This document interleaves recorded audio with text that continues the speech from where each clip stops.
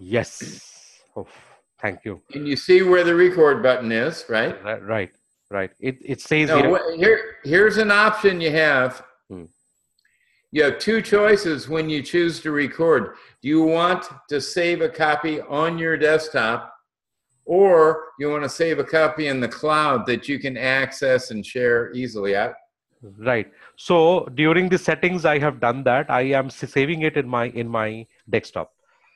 Okay, good. Mm. Right. Right.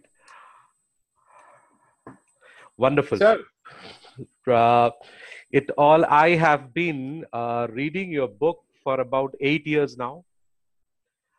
The you're a very slow reader, huh? no, no, no. It took you 8 years to read my book? No, right.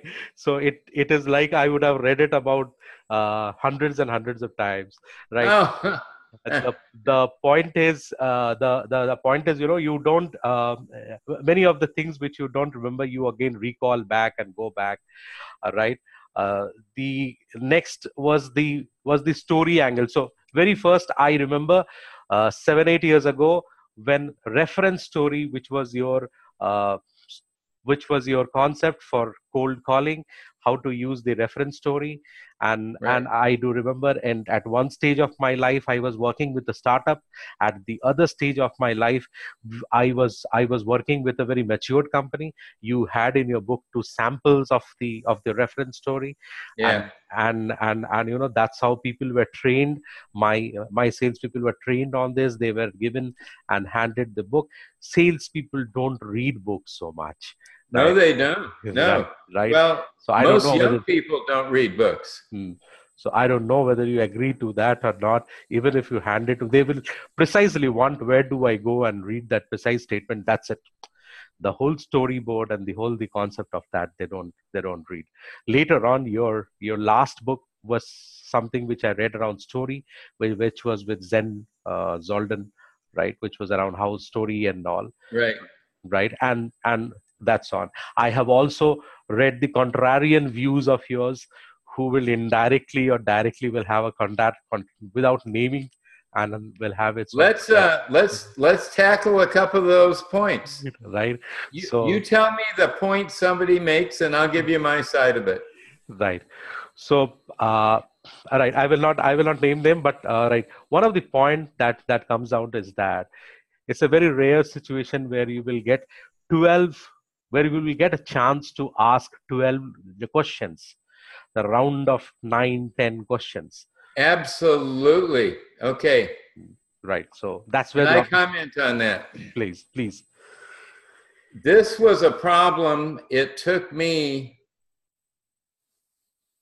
certainly over 25 years to diagnose. But all the time I was doing solution selling and customer centric selling, my primary client is the VP of sales. That's who hires me to come in and train his or her salespeople, right? Right. Virtually every one of them at some point said to me, Mike, my top 20% love solution selling, but the bottom 80% quit using it within 2 weeks of the workshop. I didn't figure out why for 30 years. And I have to say that when I created solution selling, I wanted to teach salespeople a way to build their own personal credibility with the buyer. And I thought, what profession builds their credibility with me better than any other profession? And you know what it was? Doctors. The way a doctor builds his or her credibility with me is asking me really smart diagnostic questions, right? Hey, Jen, would you close that door? And so that was the model for the paint sheet and the 9 boxes. We're going to say, we're going to have the smartest people in our company write all those diagnostic questions by targeted buyer persona. So in other words, if we call on somebody with a one job, a CFO, we're going to have a different conversation than a VP of engineering, right? Even if we're selling one product to one company, it's going to be a very different conversation with the CFO than it is the VP of engineering. So now we have young salespeople calling on people 20, 30 years older than they are. So we're trying to give them those intelligent questions. What I missed for 30 years is we all allow doctors to start asking us questions in the first 10 seconds. But we don't allow salespeople to start asking us questions like that in the first 10 seconds.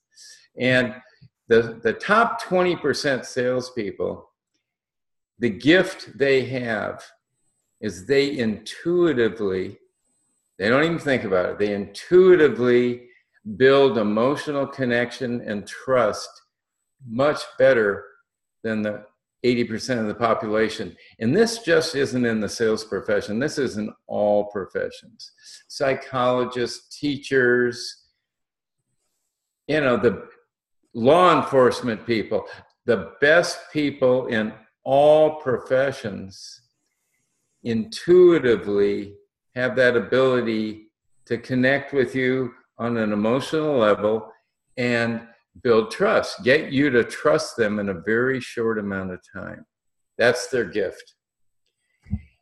Those are the top 20% of the salespeople. The reason they loved solution selling so much was they were smart enough to keep those questions in their pocket until their new buyer gave them permission to ask those questions. The bottom 80%, they took that thing in and they started asking those questions right away.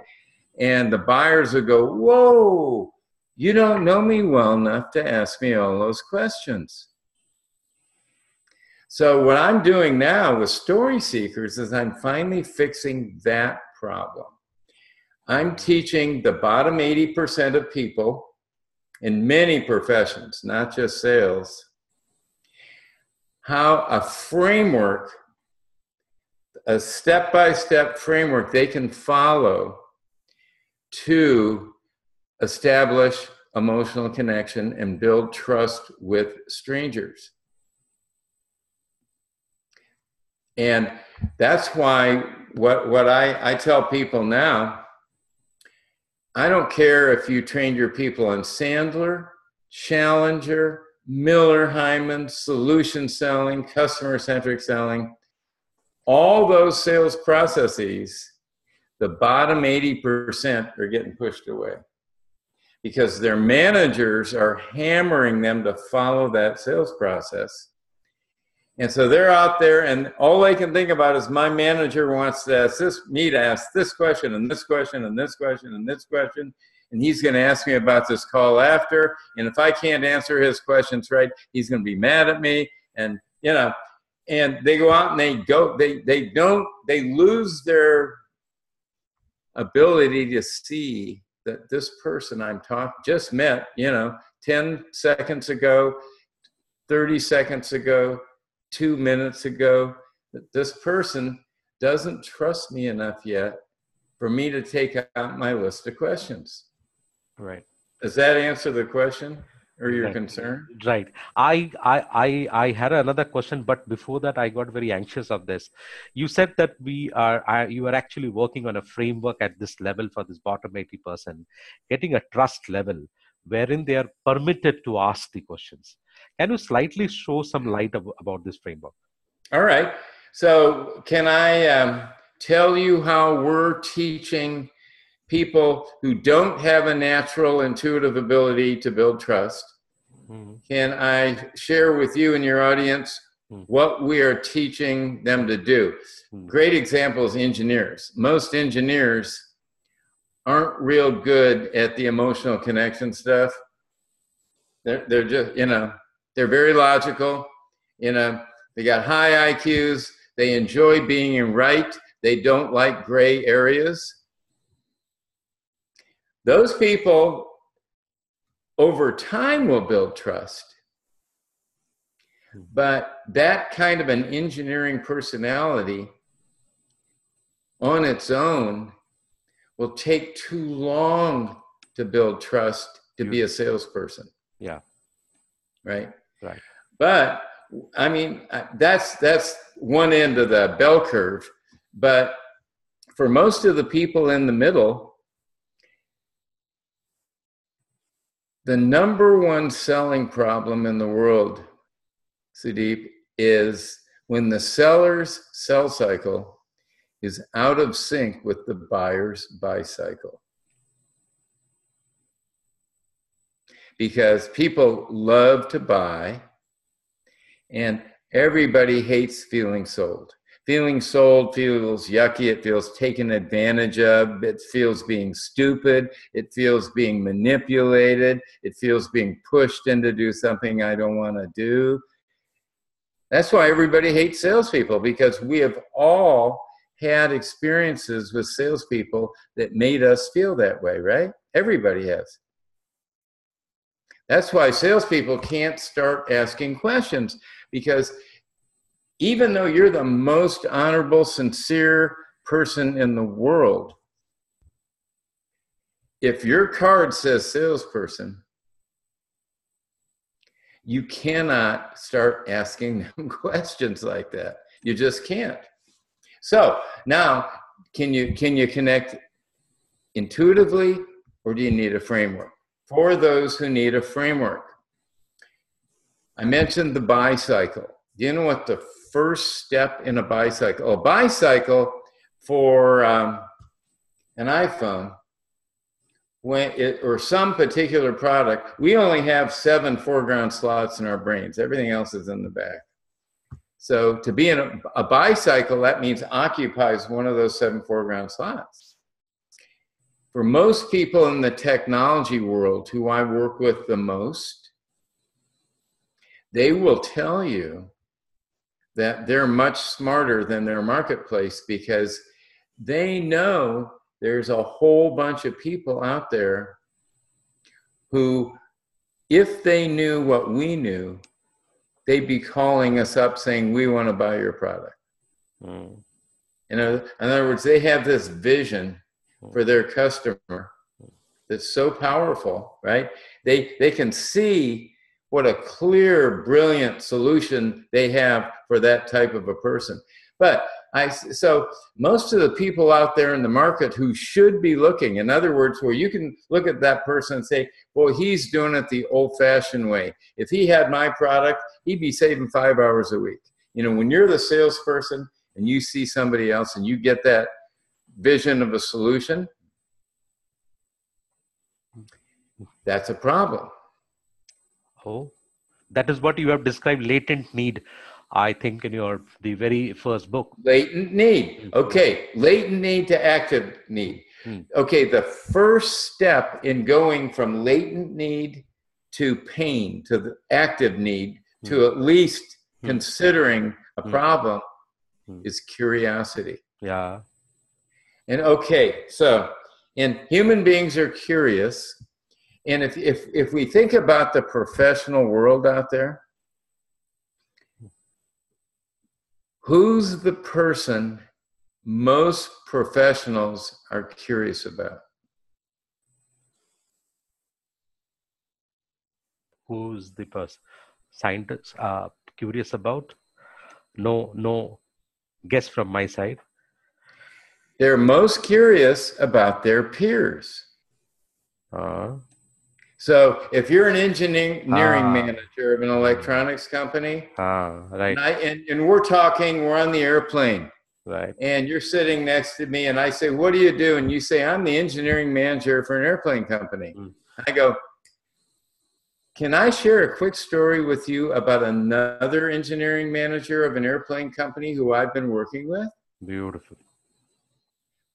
Every person says yes to that. No one has ever turned down a story about a peer. Oh, you're a doctor. Oh, can I share a quick story with you about another doctor I've been working with? Okay, 10 seconds. When they say yes, now you've bought yourself 90 seconds for a customer hero story Mm. where I don't tell you how great my company is. Mm. I don't tell you how great my product is. Right. I tell you about another doctor Mm. who was a good guy, where he went to medical school, and then what he was struggling with. He was struggling with misdiagnosing this one disease. Mm. And he couldn't tell the world he was struggling with it, but it was really bothering him. Mm. And 18 months ago, when he discovered that our medical services company has come up with a new solution for that problem, right, he's been using it ever since, and his success rate is skyrocketing. But enough about me. What's going on with you? yes. So the beauty of that story, of a peer story, like when I first went into sales, selling MRP systems, first generation MRP systems in 1974. I was 28 years old. But I was calling on materials managers who were 48 to 58 years old. Right? Right, right. Now, I had new technology that was going to rock his world. And it did. Back then, it took him 3 weeks of flip charts and paperwork and to plan the production schedule for this complex product he has with all these bills and material and everything. Right. Yeah. Right. Well, in 1974, my division of Xerox had the ability to replan his whole plant overnight. Overnight. So huge paradigm shift. But the worst thing I could have done is a 28-year-old salesman telling a 48-year-old materials manager what he needs to do to get his shit together. I'd be shooting myself in the foot, wouldn't I? Absolutely. Absolutely. But if I said, oh, you're the materials manager, I've been working with another materials manager less than a mile from here for the last 18 months. Can I tell you about him? Guess how many times that story got turned down? Right. 0. 0. Right, right, right. I will now come down to another part. Of course, this is very common, right? Another gentleman who had very rightly said about, I wish Aaron Rose, right? Salesperson prospecting has to be given to junior people. Senior salesperson can't do the business development activities so religiously. Most of the time we are seeing in most organizations, the business development are the young guys, and they are selling to matured people, right? And that's where there is a disconnect. How do they suggest and advise? Could okay, hang on a second. You got to be patient with me. I want to pull up a quote from an email that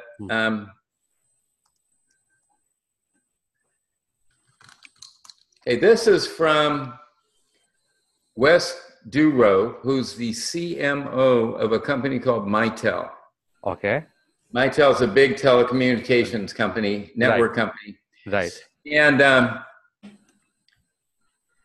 he started sending his brand new hires into inside sales. The people are hired to come into the bullpen, work the phones, right?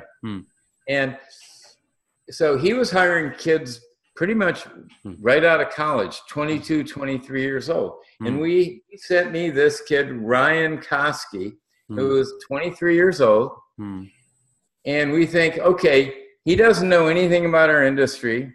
He's never sold before, right? But how can we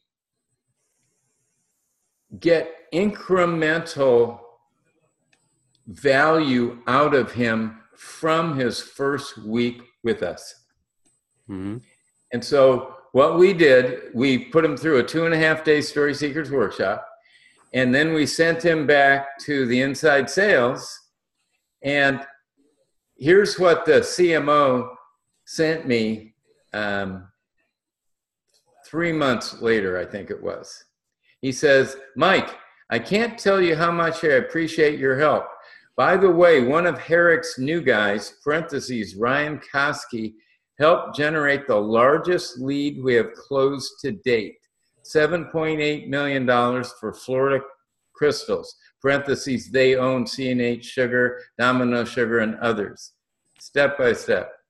Okay, now what we did is we taught him, Ryan, how to call one job title.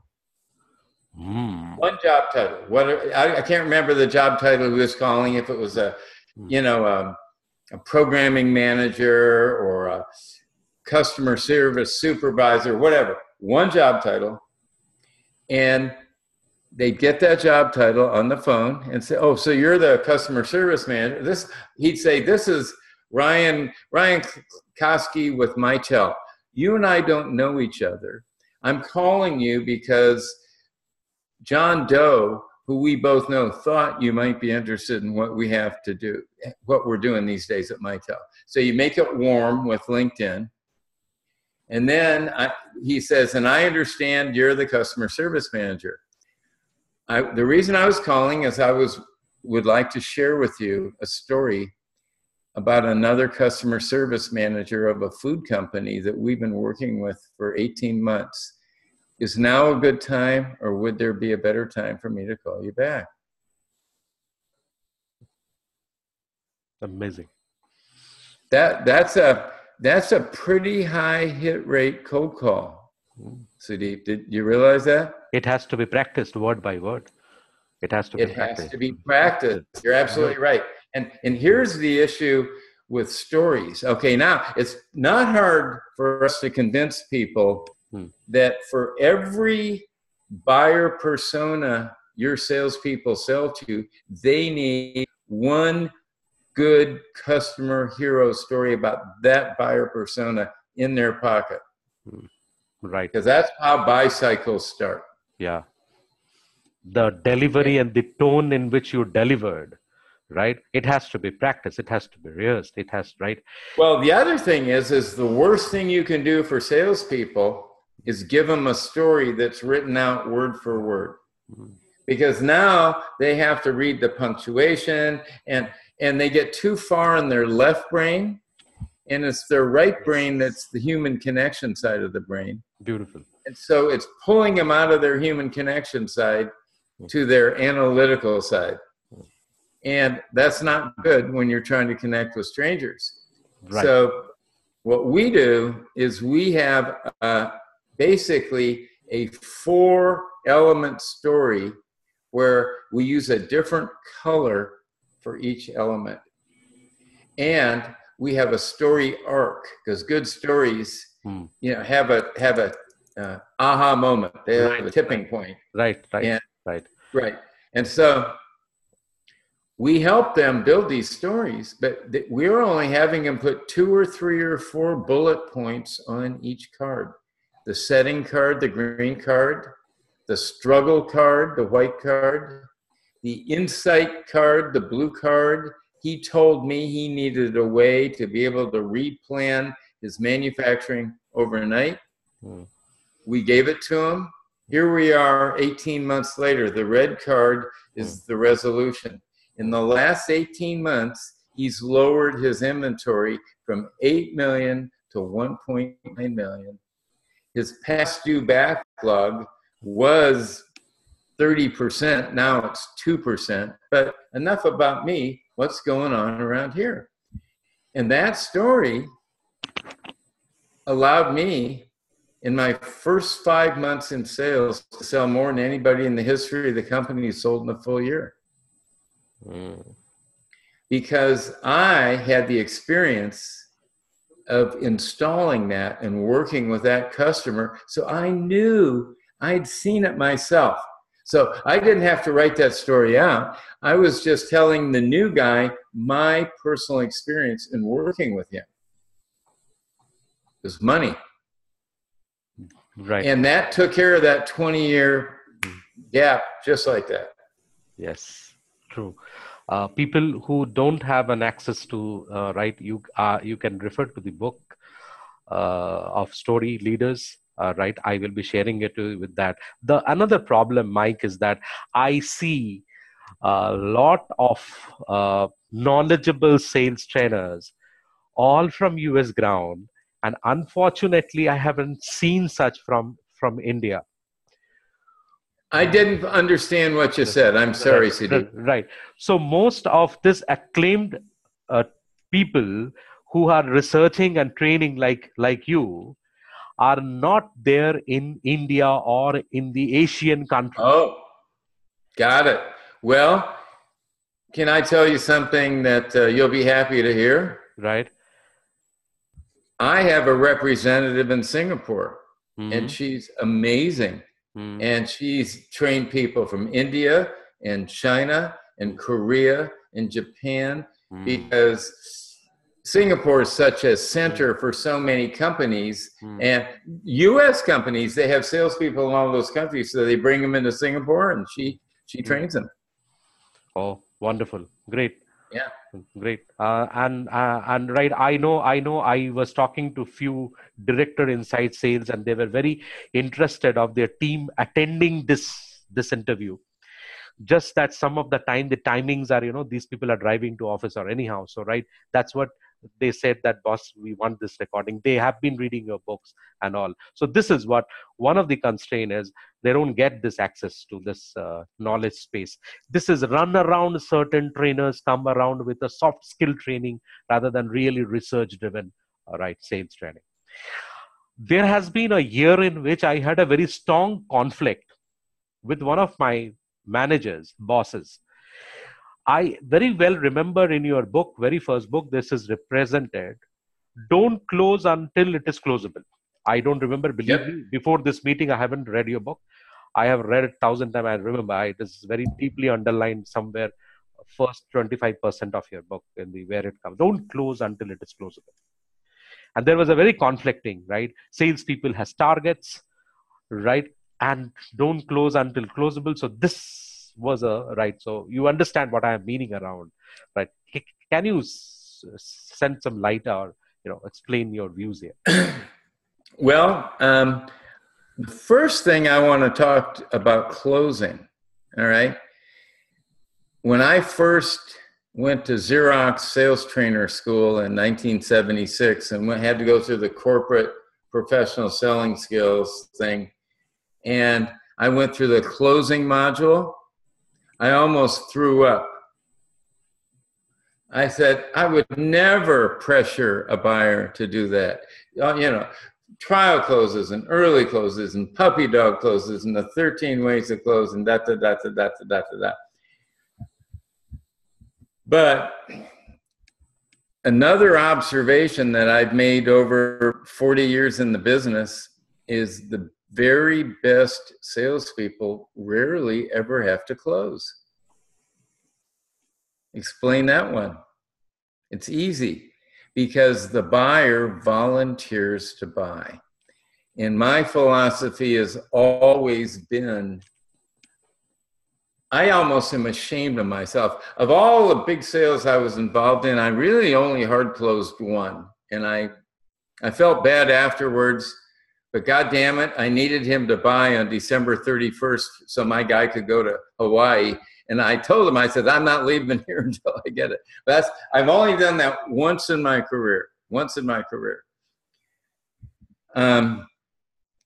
But if we teach salespeople, not your sales cycle, but we teach them the steps of the buy cycle, then we can teach them to nurture the buy cycle kind of the way you nurture your garden. You water it and you stay in sync with them. Another good thing about that is if they hit a go, no go in their buy cycle after 3 weeks and it's a no,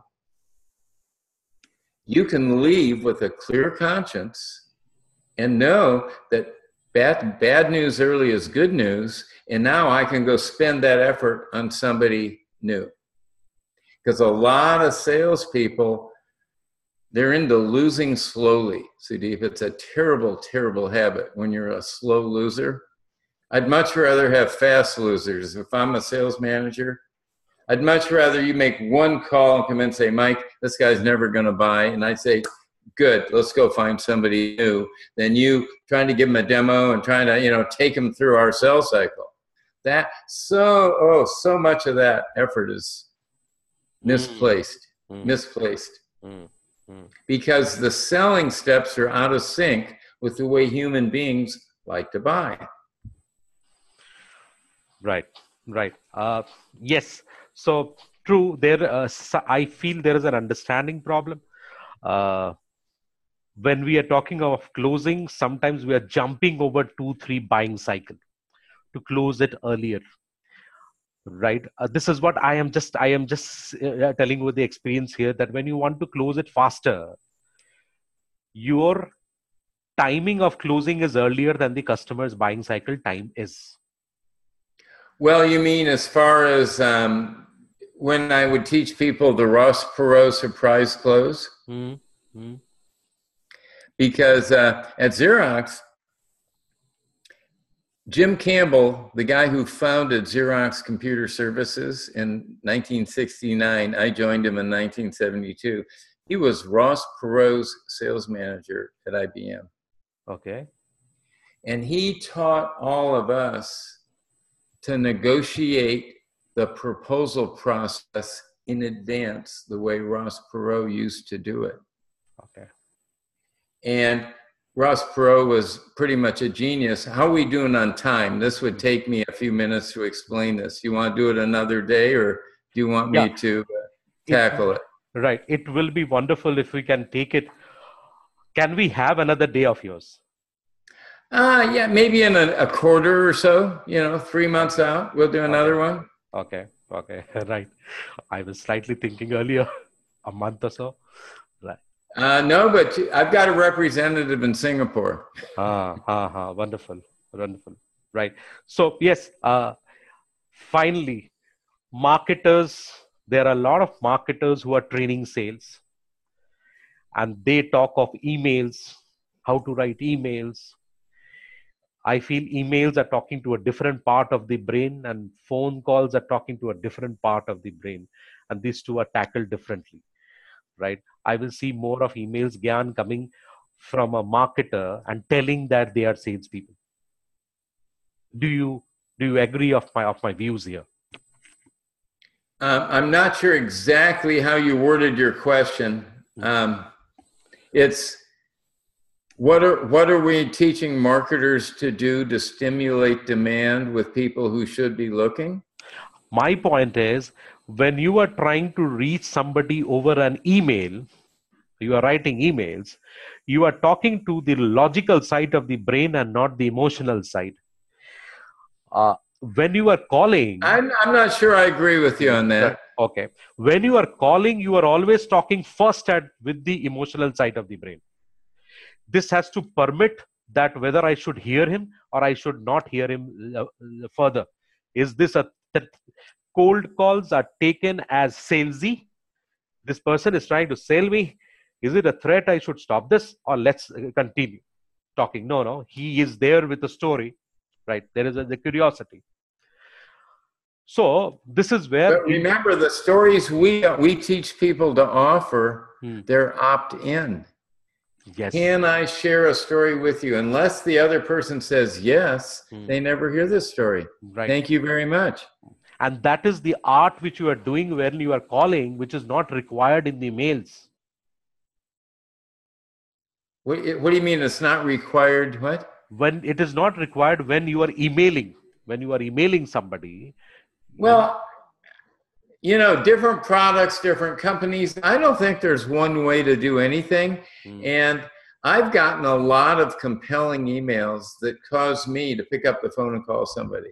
Beautiful. Yeah, right. So, but it's the message. It's as soon as I scan it and it's telling me what I need or how much they can save me when they've never had a conversation with me, it's gone. It's really not that it's an email, it's the approach, it's the content in the email sucks. It sucks. There's nothing wrong with email if you're sending a good message to a targeted buyer. and you get them curious. What's the first step in a buy cycle? You've got to, if verbally, if it takes me 10 seconds to offer you a pure story, I don't have 10 seconds on an email, maybe 3 to 5 seconds at the most. So, bam, there's going to have to be a hook. Right. Okay. Got to be a hook. It's got to really be the first step of curiosity in a potential buy cycle. And if we can't get them curious, we move on. There's lots of people out there. Now, this is for demand creation. This is for inside sales. You can do Are You Curious over the phone, warm calls, cold calls.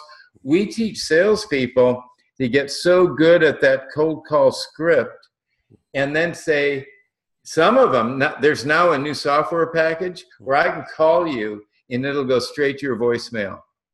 A lot of salespeople that aren't as courageous, they love this, Sudip, because they can practice that script and be really smooth and know that they're not that the senior guy's never going to pick it up and say hello. So, in other words, so it goes straight to voicemail, and it's expected, and you still tell the story, you offer the story, and with a little bait on the hook. Typically, the hook is pure curiosity, and if you're leaving a voice message, you've got to put some bait on the hook. So the cold call message is, Sudip, this is Mike Boswarth with Xerox. You and I don't know each other. I'm calling you because John Doe thought you might be interested. I'd love to tell you a story about another materials manager we've been working with for the last year and a half. If you're curious, here's my email, here's my phone. That's the kind of stuff I respond to. Right. I don't want them to follow up. Right. If I'm curious, I will take the initiative. But if I'm not curious, what will I do? Delete. So it's what's in the email. It's not email. There's nothing wrong with email. I love email. Right. Great, sir. Any more books coming up? Julian Cheong, my representative in Singapore, and I are in the brainstorming stages of a new book. Okay. Yeah. And we're going to try and do it kind of like a Russian doll. At the core of the book is going to be for the bottom 80%. As a salesperson with a specific product for a specific buyer, how do you connect with strangers and initiate buy cycles and fertilize and support that buy cycle to the end where you don't even have to close it? The next level is going to be for the sales manager. How do you make sure your salesperson can follow that buy cycle? And what do you need to do to coach them and support them along the way? And then for the senior manager, it's how would you like to look at your pipeline? You have to do a forecast every quarter. What if you had a way to look at each deal and be able to assess how much that prospect trusts your salesperson and how much that prospect trusts your company? You think that would you like to see that? And would you like your sales engine to do trust-based selling and build a trust-driven pipeline? So, but that's at a higher level. But the highest level, because we're in the connection business now, is integrating silos. What are the two biggest silos? Sales and marketing. They hate each other. They point the finger at each other, right? So we help break down silos at the highest level all around the common good of the customer. In other words, the thing we have in common as a company is we want to facilitate our customers' buying experience with us where it's so good that we won't ever lose them, that they will love us, that they will love buying from us. Right. Right. But until you connect all the silos, that can't happen, because it takes more than a salesperson to get a customer to love buying from your company. When is that expected to come? Oh, probably a year. I mean, we've got it thought out, but we got to start writing. We got to start cranking chat. McGraw-Hill is interested. It will be no problem publishing it. Right, right. Wonderful. Yeah. But so what we do is when we do workshops, we practice the content of the book in the workshop. So it's fun. In other words, everything in the book is going to be from real people examples. Right, right. Yeah. Right. Thanks. Thanks a lot, sir. Bless us. Right.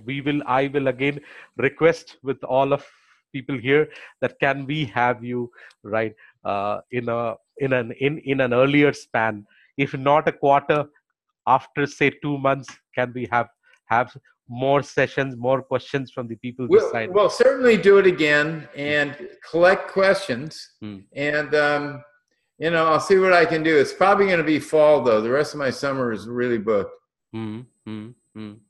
Okay. So I'm not saying never. You're just going to have to be more patient than you're used to becoming. You're probably not a patient man, Sudip. Is that correct? Right. Somewhat right. If I asked your wife, would she say you're a patient man? Oh, no. Right. I was very afraid of writing to you that whether you will be open or not for this interview, and I have been thinking this 2 years, right? Yeah. I have been thinking this 2 years. Then I thought of let me give it a try. What will happen, right? He will not respond. That's it, right? Thanks. Yeah. What's the worst thing that can happen is he won't respond. Right. Right. Right. I wish more salespeople thought like you. They'd have bigger pipelines, because prospecting resistance is still very high. Very high. Very high. Very, very high. Very, very high. And it's because they really haven't been taught how to do it well yet. Maybe next time we'll focus more on prospecting and how to do trade shows and how to connect with people. At trade shows, we made phenomenal differences with our customers on trade shows. Unbelievable before and after statistics, but in the future. Right. We will also, I will reach you this time. We will have more audiences coming at your time slot, this morning time slot, and ask you specific questions relating to their product, their customers, right? That will be, because these are the people who don't get access to skill sets like you other than the book. Well, all they have to do now, Sudip, is submit their question to you, and you can even send them to me in advance and say, which of these questions do you think we should put together or whatever? I don't, you know. Thanks. Right. There is you know what I do enjoy is just answering the questions in the moment. I've really never been a fan of getting questions in advance. Right. I sometimes slightly, Neil Rackman, when he came to Xerox as a trainer, you were there as an employee observer. So that's where I worked on the pilot. Yeah. Right. Yeah. I was remembering some book, whether Neil Rackman or yours. That's where I read this. Right. Speaking of Neil Rackham, have you seen the Salesforce movie, The Story of Sales? No, I must. It's free. All you do is go on to thestoryofsales.com and you can view it. You can stream it. And Neil Rackham's in it, and I'm in it, and a whole bunch of sales experts. And it's an 80-minute movie about sales. And we premiered it. I went to the University of Minnesota and we premiered it with a group of college business students. And after they watched the movie, they said, now I'm not afraid to call my mother and tell her that when I graduate from college, I want to be a salesperson. Goosebumps. Because the movie helps you see what a good, honorable profession it can really be. The story of sales. You'll find it online very easy. Beautiful. I will just do that. Yeah. Right. Thanks. Thanks, sir. All right. Right. Till next time.